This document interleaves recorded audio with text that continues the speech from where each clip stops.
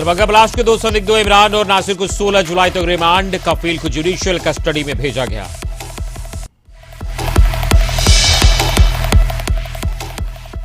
समस्तीपुर में बड़ा नाव हादसा। बूढ़ी गंडक नदी में नाव पलटने से 3 लोगों की मौत, कई लापता, तलाश जारी।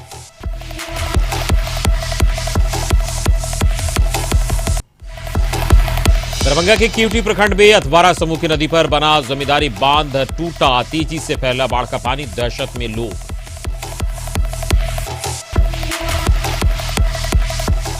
मंत्रिमंडल विस्तार के बाद उपेंद्र कुशवाहा से मिले ललन सिंह। कुशवाहा ने कहा नहीं निकाले राजनीतिक मायने, औपचारिक थी मुलाकात।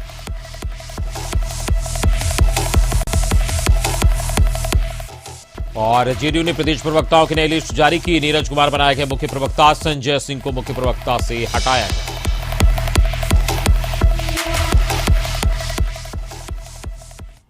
नमस्कार, स्वागत है आप सबका हमारे बिहार में। मैं हूं आपके साथ अमित सिंह। तो सुर्खियों के बाद खबरों की शुरुआत करते हैं और सबसे पहले इस वक्त की बड़ी खबर समस्तीपुर से आ रही है, जहां बूढ़ी गंडक नदी में नाव हादसा हुआ। यात्रियों से भरी नाव पलट गई है। हादसे में 3 लोगों की मौत बताई जा रही है और कई लोग लापता हैं।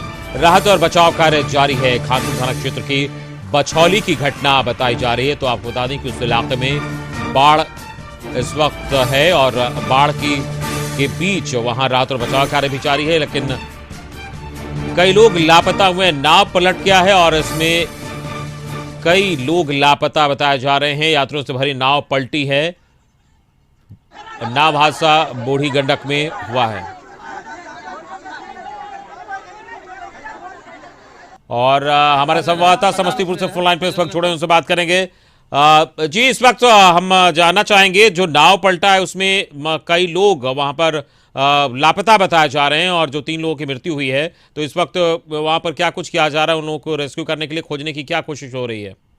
देखिए जो घटना है खानपुर थाना क्षेत्र के जो है बछौली की है, जहां जो है दाह संस्कार करके जो है लौट रहे जो ग्रामीण थे, नाव पे लौट रहे थे। उसी दौरान जो है नदी की तेज धार में जो है नाव जो है पलट गई, जिस दौरान जो है नाव पे लगभग 8 से 10 लोग सवार थे, जिस दौरान 3 लोगों की जो है मौत हो गई है। अभी 3 लोग, लेकिन कई लोग अभी भी लापता बताए जा रहे हैं। जो ग्रामीणों की मदद से जो है 3 लोगों की लाश निकाली गई है और वही मौके पे प्रशासन का रेस्क्यू चल रहा है। बता दें कि अभी भी 2 लोग जो है दो लोग इलाज के लिए जो घायल है उन्हें जो है इलाज के लिए भर्ती कराया गया है, लेकिन अभी भी कई लोगों को लापता होने की खबरें हैं। जहां सभी जो लोग थे, जो दाह संस्कार करके सुबह में ही बछौली में जो गांव के एक की मृत्यु हो गई थी, जहां जो दाह संस्कार के लिए वे लोग बछौली घाट गए थे बूढ़ी गंडक नदी के पास। उसी दौरान जो है नदी से पार करने के दौरान जो है नाव पलटा और पलटने के दौरान 3 लोगों की जो है मौत, लाश जो ग्रामीणों के द्वारा निकाला गया। अभी भी प्रशासन की पूरी टीम जो है जो लापता लोग है उसकी जो है उसके जो है खोजबीन जारी है, लेकिन अभी भी ग्रामीणों के द्वारा बताया जा रहा है कि 4 से भी अधिक लोग जो है जो नदी में जो है समाहित है, तो उसकी खोजबीन जारी है। जी चलिए, इस पूरी जानकारी के लिए बहुत बहुत शुक्रिया आपका। हमारे संवाददाता समस्तीपुर से मंडून बता रहे थे कि इस वक्त जो 4 लोग हैं वो अभी तक लापता बताए जा रहे हैं और उनकी खोजबीन की जा रही है और इस वक्त प्रशासनिक स्तर पर वहां पर जो रेस्क्यू कार्य वो चलाया जा रहा है। फिलहाल अगली खबर का हम लोग करेंगे।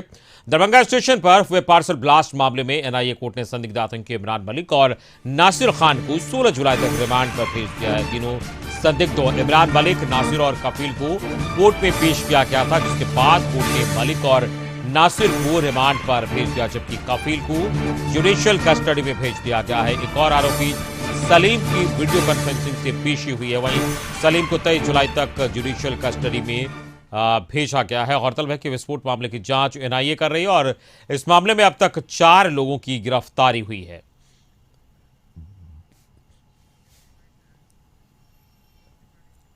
और कफील के बारे में?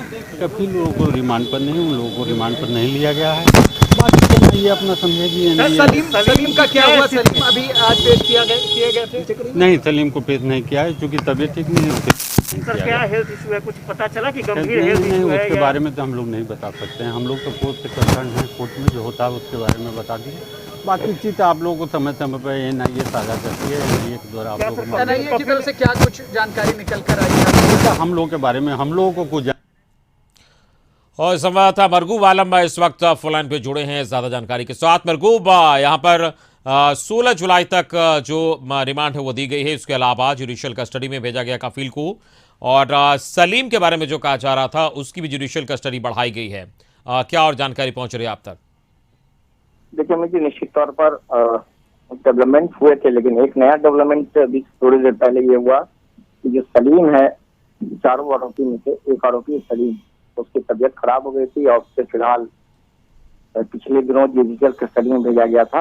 उसकी पेशी हुई है वीडियो कॉन्फ्रेंसिंग के माध्यम से बेऊर जेल से, और बेऊर जेल से पेशी के बाद माननीय न्यायालय ने 23 जुलाई तक सलीम को जुडिशियल कस्टडी में भेज दिया है। एनआईए ने सलीम का भी रिमांड नहीं लिया और एनआईए ने कफील का भी रिमांड नहीं लिया। एनआईए ने एक कफील और सलीम दोनों की गिरफ्तारी एक जगह से हुई है, शामली के केरला से, और नासिर खान इमरान मलिक की गिरफ्तारी हैदराबाद से हुई है। हैदराबाद से जो गिरफ्तार है नासिर खान इमरान मलिक, इन लोगों का रिमांड एनआईए ने मांगा था, इसे कोर्ट ने स्वीकार कर लिया। 16 जुलाई तक दोनों के रिमांड पर भेजा गया है। एनआईए आगे अब दोनों को जांच के लिए एनआईए से पूछताछ करेगी। तो फिलहाल एक नए डेवलपमेंट के साथ ही कफील और सलीम दोनों जुडिशियल कस्टडी में बेऊर जेल भेज दिए गए हैं और दोनों जुडिशियल कस्टडी में रहेंगे, जबकि 16 जुलाई को इमरान, नासिर और कफील तीनों को पेश किया जाएगा एनआईए कोर्ट। चलिए, इस पूरी जानकारी के लिए बहुत बहुत शुक्रिया आपका मरगूब। तो मरगूब आलम हमारे संवाददाता बता रहे थे कि किस तरीके से वहाँ जो एनआईए कोर्ट है, विशेष कोर्ट, उन्होंने यहाँ पर जुडिशियल कस्टडी में भेजा है सलीम को 23 जुलाई तक, और उसके अलावा जो 2 और संदिग्ध हैं उनकी रिमांड 16 जुलाई तक बढ़ाई गई है। फिलहाल अगली खबर का हम रुख करेंगे। नरकटियागंज में बूढ़ी गंडक और सिकरहना नदी उफान पर है, जिसके कारण लौरिया नरकटियागंज और लौरिया रामनगर मुख्य मार्ग बाढ़ के पानी से बाधित हो गया है। बाढ़ के हालात को देखते हुए जेसीबी लगाकर पानी वाले जगह का मरम्मत कार्य किया जा रहा है। वहीं लौरिया प्रखंड की मरहिया पंचायत के वार्ड संख्या 4 के बादलित बस्ती में बाढ़ का पानी बहुत तेजी से बढ़ रहा है। वहीं स्थानीय लोगों ने बताया कि कोई भी जनप्रतिनिधि उनकी सुध लेने नहीं पहुंचा। अभी ये रामनगर नरकटिया में दोनों रूट जाने वाला है, जो अभी बंद है इस पुल के कारण। आगे से उस पुल जो बना है पहले से राज्य सरकार के द्वारा निर्मित किया गया, अभी तक इसके द्वारा कोई कार्रवाई नहीं हुआ है। हमारे यहाँ के ब्लॉक द्वारा चाहे जिला के द्वारा कोई भी कार्रवाई नहीं हुआ है। कितनी बार यहाँ पे हमारे पत्रकार भाइयों द्वारा वीडियो बनाकर चाहे वायरल किया गया, इसमें कोई रिस्पांस नहीं है। दरभंगा के केवटी प्रखंड में बागमती के अधवारा समूह की नदियां उफान पर है, जिसको लेकर कोठिया और मंगरथू के बीच 2 जगहों पर जमींदारी बांध टूट गया है, जिसको बचाने और बांधने के केवटी के अधिकारियों के साथ स्थानीय लोग जुट गए हैं। वहीं इस जमींदारी बांध टूटने से पानी तेजी से नए इलाकों में फैल रहा है। कई घरों में अचानक से पानी घुस गया, जिसके बाद लोग आनन फानन में सामान शिफ्ट करने में जुट गए हैं। ये पानी कोठिया, मजगमा, दानी, पिंडारुच होते हुए हवाई अड्डे की तरफ जाएगा। इस वक्त मौके पर अधिकारी पहुंचकर बांध को मरम्मत करने का प्रयास शुरू कर दिए हैं।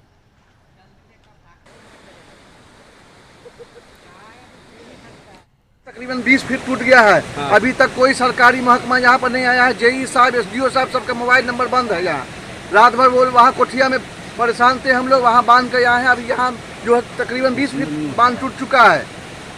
अब जल्द से जल्द यहाँ पर अगर उपाय नहीं होता है तो यहाँ पर तकरीबन पूरा गांव डूब जाएगा, बड़ी परेशानी हो जाएगी। मधुबनी में बेनीपट्टी थाना क्षेत्र के अगरूपट्टी गांव में बाढ़ की पानी में डूबने से युवती की मौत हो गई। स्थानीय लोगों ने शव को पानी से बाहर निकाला। मृतका की पहचान गांव के उदय यादव की 16 वर्षीय पुत्री मनीषा कुमारी के रूप में हुई है। पुलिस ने शव को कब्जे में लेकर पोस्टमार्टम के लिए भेज दिया है।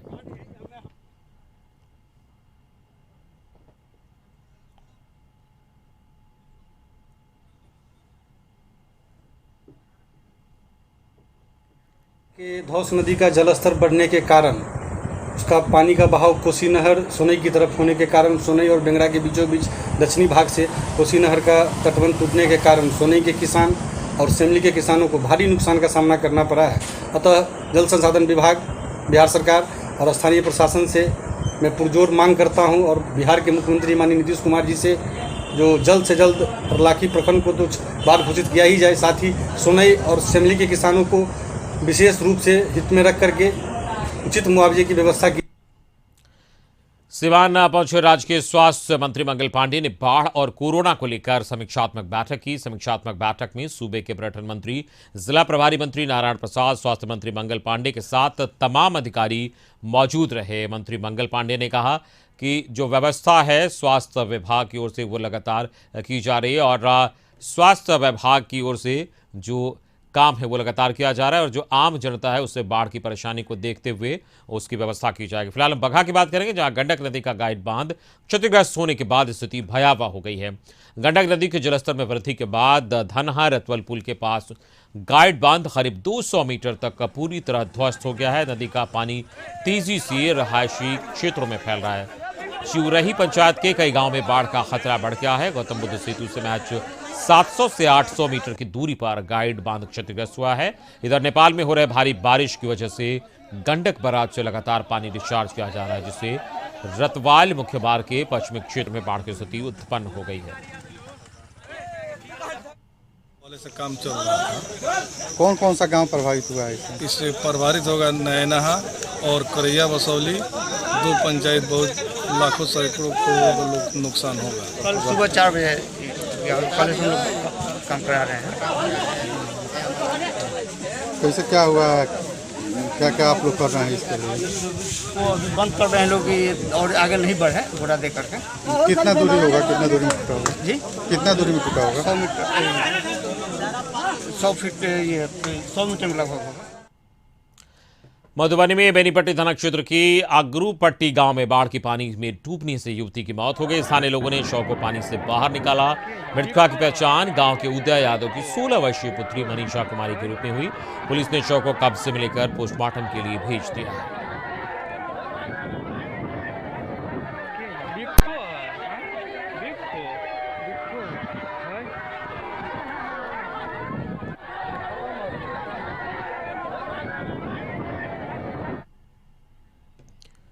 एक बार फिर से हम बात करेंगे सिवान की, जहां पहुंचे राज्य के स्वास्थ्य मंत्री मंगल पांडे ने बाढ़ और कोरोना को लेकर समीक्षात्मक बैठक की। समीक्षात्मक बैठक में सूबे के पर्यटन मंत्री, जिला प्रभारी मंत्री नारायण प्रसाद, स्वास्थ्य मंत्री मंगल पांडे के साथ तमाम अधिकारी मौजूद रहे। मंत्री मंगल पांडे ने कहा कि कोरोना की संभावित तीसरी लहर को लेकर पूरे बिहार में जोर शोर से तैयारियां की जा रही है। राज्य के सभी सदर अस्पतालों में 40 ऑक्सीजन कॉन्सेंट्रेटर, 20 बाईपैक मशीन सहित सारी सुविधाएं उपलब्ध कराई जाएंगी।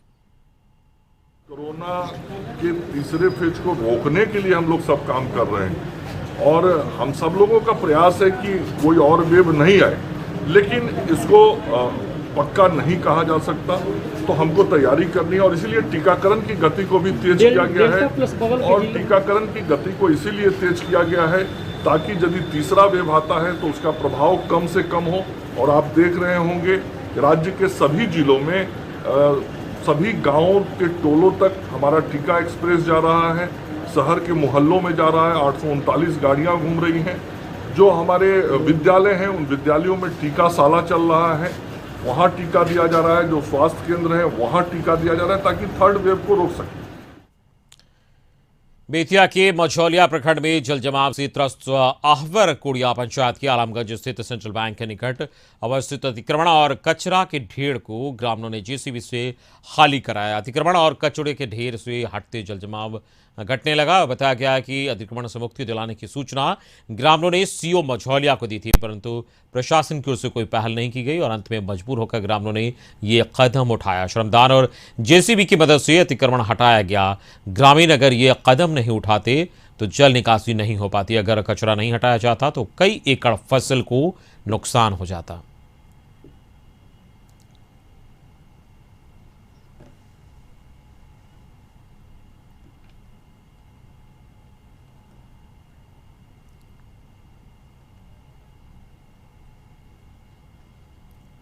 जैसे भी इसे पूरा पानी मट्टी हटाकर पानी का निकास कराया गया, लेकिन फिर भी काम नहीं हो पा रहा है।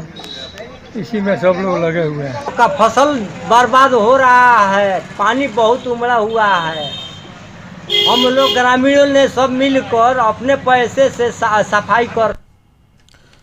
और इसी के साथ यहाँ वक्त चला छोटे से ब्रेक का। खबरें और भी आप देखते रहिए। ब्रेक के बाद आपका स्वागत है। बिहार की राजधानी पटना के लगभग सरकारी अस्पतालों में पिछले 2 सालों से ऑपरेशन की सुविधा बंद पड़ी है। इससे न केवल गरीब मरीज परेशान हो रहे हैं बल्कि निजी अस्पतालों की चांदी हो गई। निजी अस्पताल सिजेरियन के नाम पर मनमाना वसूली कर रहा है।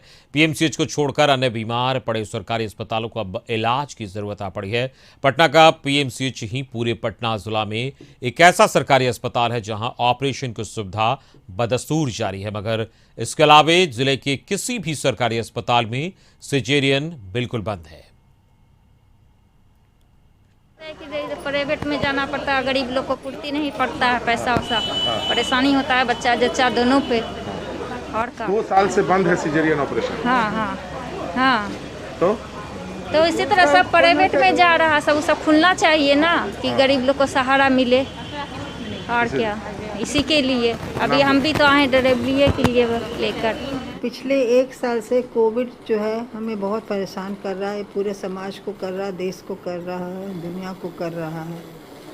कोविड के समय में ये गतिविधियां थोड़ी कम थी, लॉकडाउन भी लंबे समय तक चलता रहा था और उसके बाद कुछ हमारे जो अनुमंडल में जहाँ सिजेरियन होते हैं, जैसे पहले आपके मसौरी में होता था, लेकिन अभी जो वहाँ के डॉक्टर हैं, एनेस्थेटिस्ट थे, उनके पदस्थापना दूसरे जगह हो गई।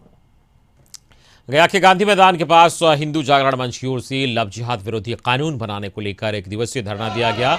इस दौरान कार्यकर्ताओं ने अपनी मांगों के समर्थन में जमकर नारेबाजी की।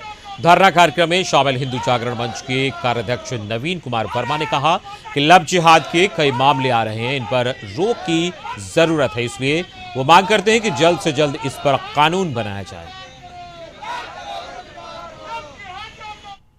हमारे हिंदू समाज के विरोध में वो मुस्लिम समाज बहुत सारे जिहाद चला रहे हैं, जिसमें एक लव जिहाद भी है। लव जिहाद में वो क्या कर रहे हैं कि हिंदू लड़कियों को फुसलाकर बहलाकर हिंदू बनकर और उसको शादी कर फिर बाद में हत्या कर दिया जाता है उसको, और उसके बदले उन लोगों को उनके मस्जिदों से कुछ रकम मिलती। हाजीपुर में महुआ के डगरू गांव में एक युवक की पोखर में डूबने से मौत हो गई। एसडीआरएफ की टीम ने शव को बाहर निकाला। परिजनों ने बताया कि धीरज शौच के लिए घर से बाहर पोखर की तरफ गया था। देर शाम तक नहीं लौटने के बाद खोजबीन शुरू की गई, लेकिन कुछ भी पता नहीं चला। आशंका पर पोखर में खोजबीन की गई तो शव बरामद हुआ। धीरज पिछले वर्ष 10वीं बोर्ड की परीक्षा पास किया है। हम लोगों को पता चला कि शौच गया था और शौच के दरमियान जब पानी छूने गया तो वर्षा के कारण फिसलन थी और फिसलन के कारण इसका पैर जो है फिसल गया और फिसलने के बाद गहरी पानी में चला गया और पोखर जो है जिससे कोड़ा हुआ है, जो बहुत गड्ढी है। इसी कारण जब पता चला हम लोगों को, शाम को जब खोजेंगे तो पता चला कि नहीं मिला, तो देखे कि वहाँ मतलब इसी में गया है तो डूब गया होगा। बहुत लोगों को जानकारी भी, सब लोग जुट गए। खोजबीन करने के बाद एसडीआरएफ की टीम को भी बुलाई गई। मधुबनी में बेसवी थाना क्षेत्र के नूरचा गांव में पानी भरे गड्ढे में स्नान के दौरान 2 युवक डूब गए। स्थानीय लोगों की मदद से दोनों को पानी से बाहर निकालकर पीएचसी ले जाया गया, जहां डॉक्टरों ने दोनों को मृत घोषित कर दिया। मृतक की पहचान नूरचक निवासी मोहम्मद साबिर के 18 वर्षीय पुत्र मोहम्मद अरमान और मोहम्मद मुश्ताक के 17 वर्षीय पुत्र मोहम्मद मिराज के रूप में की गई है। तो डूबने से 2 युवक की मौत हुई है और आपको बता दें कि 2 युवक की डूबने से मौत हुई है। गड्ढे में डूबने से 2 युवक डूब गए, 2 युवक इनकी मौत हुई है। और यहाँ पर जब स्थानीय पीएचसी में इन दोनों को निकालकर स्थानीय लोगों ने ले गया तो उसे डॉक्टरों ने मृत घोषित कर दिया है।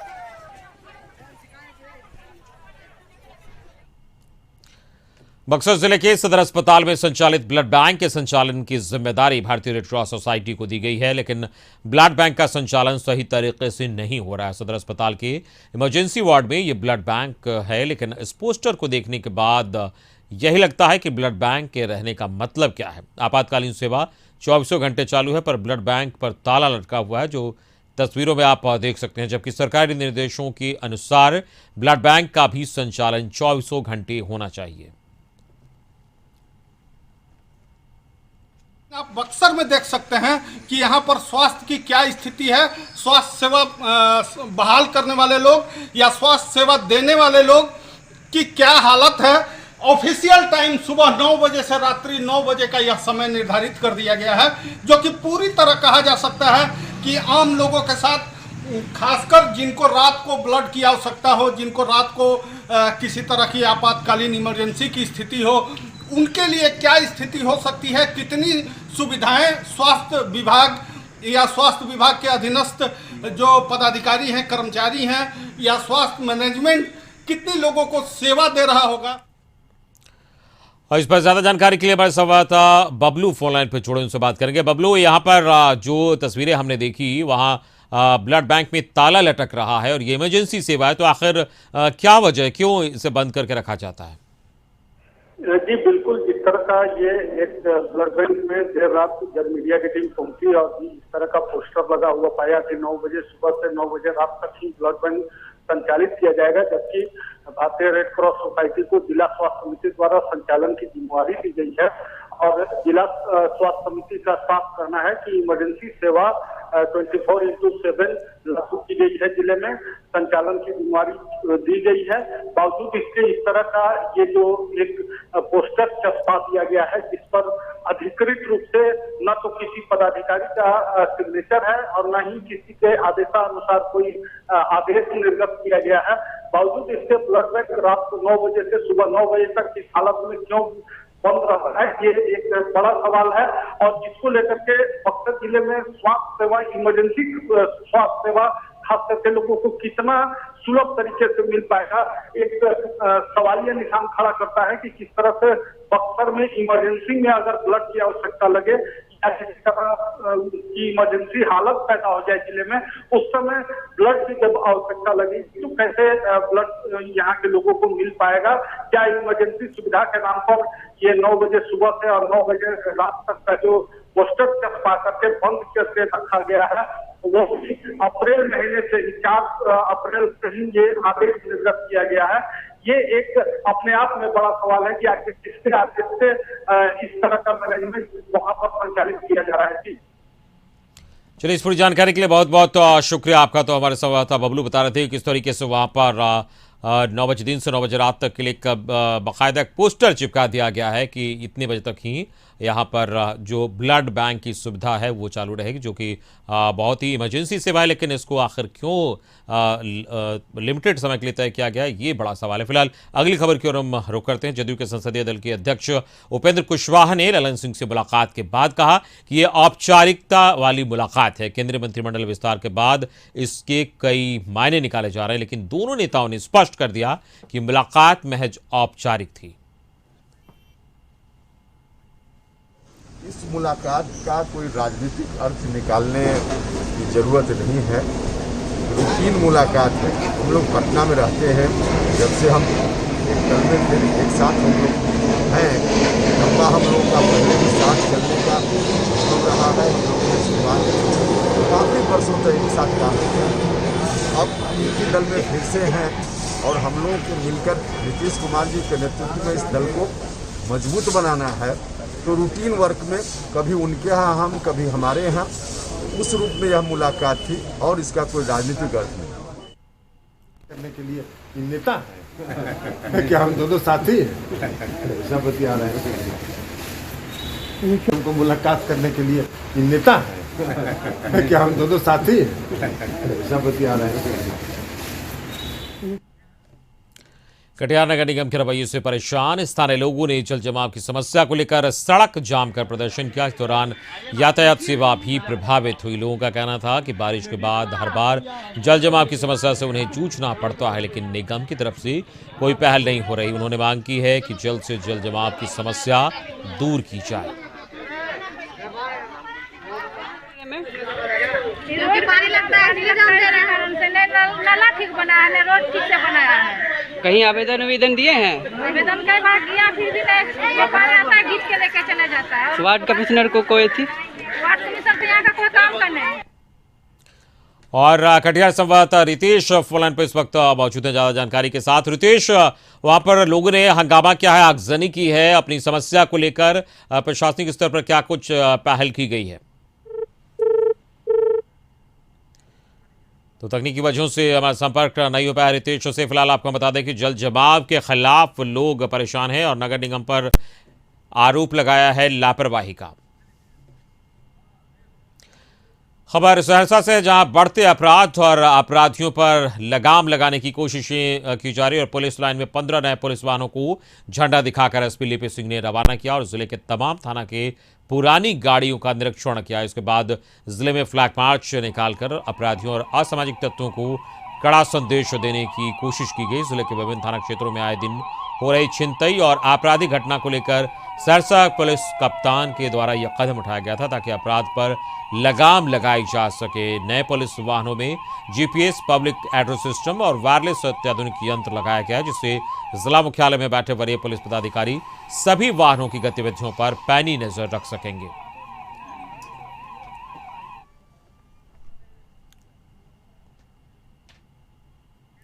पटना आईजीएमएस अस्पताल में पुलिस की छापेमारी हुई है। पुलिस ने 5 लोगों को गिरफ्तार किया है। आरोपियों पर मरीजों के परिजनों को प्रताड़ित करने का आरोप लगा है। दवा और जांच के लिए पैसे वसूलते थे। शास्त्री नगर पुलिस ने यह कार्रवाई की है। तो आईजीआईएमएस में बड़ी कार्रवाई हुई है। हमारे संवाददाता बरगू आलम फोन लाइन पर जुड़े हैं। बरगू, 5 लोगों को गिरफ्तार किया गया है और जबरन पैसे वसूली की बात सामने आ रही है, क्या ताजा अपडेट है? देखिए, बिल्कुल अमित जी, लगभग आज से 1.5 महीना पहले एक मसला हुआ था आईजीएमएस के ठीक कैंपस के बाहर। 2 लोगों को गोली मारी गई थी, एक की मौत हुई थी और एक घायल हुआ था। उसमें जो अनुसंधान हुआ वो ये था कि एक पूरा चक्रव्यूह है पूरे इलाके में आईजीएमएस में जो मरीज को प्रताड़ित करता। उसी मामले में टीम का गठन किया गया था। आज टीम ने छापेमारी की है और 5 लोगों की गिरफ्तार की। ये सभी कुख्यात दलाल है। ये मैंने कुख्यात दलाल मैं इसलिए बता रहा हूँ, ये लोग जाते मरीज के पेशेंट को बंधक बना लेते थे कैंपस के अंदर। उनको जबरदस्ती, उनको कह सकते हैं कि कभी हथियार के नोक पर भी उनको वहां से निकाला जाता था, प्राइवेट हॉस्पिटल में ले जाया जाता था, वहां से कमीशन दिया जाता था, उनको जांच के लिए प्रसारित किया जाता था कि यही जांच कराना है। तो इस तरीके से पूरा मामला पुलिस के सामने आया था। उस पर पुलिस ने टीम का गठन किया और आज 5 को गिरफ्तार किया गया। इनके पास से 6 मोबाइल बरामद किए गए और फिलहाल सभी लोगों की गिरफ्तारी के बाद इन्होंने 12 लोगों के नाम बताए हैं जिनकी गिरफ्तारी के लिए छापेमारी चल रही है। फिलहाल इस पूरे मामले में पुलिस बड़ी कार्रवाई करने जा रही है और पुलिस का कहना है किसी को बख्शा नहीं जाएगा। फिलहाल पूरे कैंपस में सादे लिबास में पुलिसकर्मियों की तैनाती की गई है और कह सकते हैं कि पूरे चक्रव्यूह के खिलाफ पुलिस ने कदम उठाया है और जल्द ही पूरे। जी बिल्कुल, इस पूरी जानकारी के लिए बहुत बहुत शुक्रिया मरगूब आपका। मरगूब आलम हमारे संवाददाता बता रहे थे कि वहां पर बड़ी कार्रवाई की गई है और जिनकी गिरफ्तारी हुई है 5 लोगों की, उनसे पूछताछ भी की गई है और ये जानकारी मिली कि पूरा का पूरा गिरोह वहां पर सक्रिय है, इस तरीके के काम में संलिप्त है जो परिजनों को बंधक बनाकर उनसे जबरदस्ती वसूली करता है। तो हमारे बिहार के इस बुलेटिन में फिलहाल इतना ही। पूरी टीम के साथ मुझे दीजिए इजाजत। नमस्कार।